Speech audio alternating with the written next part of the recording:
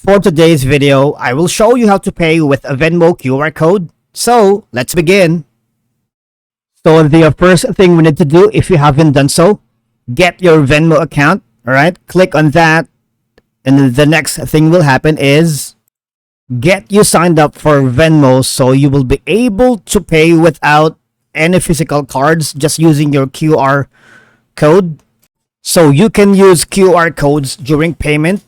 It doesn't matter if you're using a personal account, a teen account, which is only available for 13 to 17 with adult sign up, or even a business account. So it's the same process, all right? You can pay using your QR code.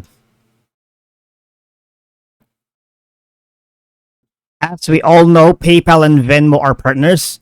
So all you're gonna do, scan, pay, and go. And look for a signage about paying touch-free with PayPal and Venmo in stores, including CVS. The first thing is scan. At checkout, scan the store's QR code. Or let them scan yours, just tap scan, then show to pay with the Venmo app. Of course, pay, confirm the total and select your favorite payment method. And just like that, you are good to go. Okay, so part of Venmo's mission is to make our lives easier for us to pay for your friends and family, and sometimes it can be hard finding the right way to request or pay money from Venmo. All right, so they introduce the Venmo codes, which is the QR code.